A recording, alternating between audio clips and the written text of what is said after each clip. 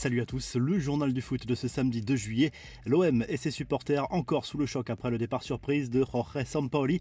Le coach argentin a tout simplement décidé de démissionner de son poste d'entraîneur du club olympien après avoir exprimé à plusieurs reprises son mécontentement en interne sur le début du mercato estival timide de l'OM. Sampaoli a pris la parole sur les réseaux sociaux pour expliquer son choix et parle notamment de divergences d'opinion avec sa direction. Il souhaitait des joueurs aguerris rapidement et de l'ambition en Ligue des Champions, mais Pablo Longoria fait face à une réalité financière délicate et réclamait plus de patience. Il en a profité pour remercier le club et ses supporters, mais ce départ laissera sans doute un goût amer dans la cité phocéenne. En conférence de presse, Longoria a confirmé des frictions professionnelles avec Sampaoli et expliqué qu'il avait déjà des noms en tête pour sa succession et un candidat se dégage sérieusement. On y reviendra en revue de presse. Les autres infos et rumeurs du mercato, cette fois c'est bouclé. Christophe Galtier signera lundi son contrat en faveur du Paris Saint-Germain et va prendre la succession de Mauricio Pochettino sur le banc. L'ancien coach de Nice sera ensuite présenté mardi aux médias. Après des mois de négociations, Liverpool est finalement parvenu à trouver un accord avec Mohamed Salah pour une prolongation de contrat jusqu'en 2025, soit 2 années supplémentaires. Son nouveau contrat va lui permettre de devenir le joueur le mieux payé de l'histoire de Liverpool avec un salaire supérieur à 400 000 euros par semaine.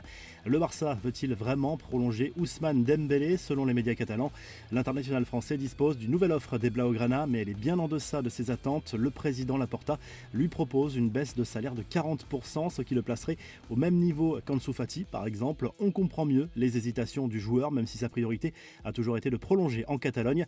Selon la presse anglaise, Raheem Sterling devrait bien rejoindre Chelsea. Les positions se sont encore rapprochées entre les Blues et Manchester City pour un transfert de l'international anglais. Le deal pourrait se conclure autour de 50 millions d'euros. L'OGC Nice a de l'ambition pour ce mercato estival. Selon Nice Matin, les Aiglons réfléchissent à la possibilité d'enrôler Edinson Cavani. L'avant-centre uruguayen est libre depuis le 30 juin et la fin de son aventure avec Manchester United.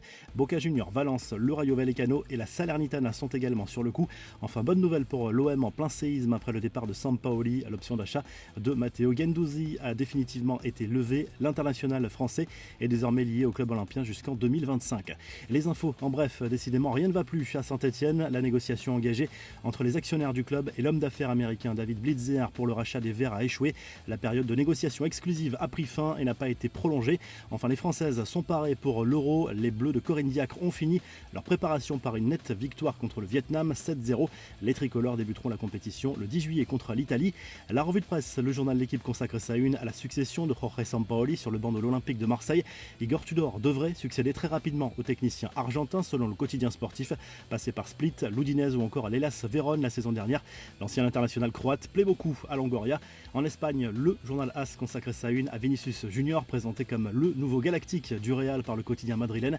Le Brésilien va décrocher un nouveau contrat en or avec le Real. Il est aujourd'hui le deuxième joueur à la plus forte valeur sur le marché derrière Mbappé selon le CIES et son influence sur les réseaux sociaux est énorme. Le journal AS fait le point sur le dossier Rafinha. Le Barça a visiblement doublé Chelsea pour obtenir la signature de l'ailier de Leeds contre un chèque entre 55 et 60 millions d'euros selon les sources. Le club catalan qui attend toujours la décision de Dembélé et qui vient de confirmer les départs de Luc de Jong et Adama Traoré. Et en Italie, la Gazette dello Sport se penche sur l'avenir de Paulo Dybala, libre depuis la fin de son contrat avec la Juve, alors que l'Inter Milan semblait avoir les faveurs de l'international argentin. L'AC Milan serait prêt à jouer un vilain tour à son grand rival dans ce dossier.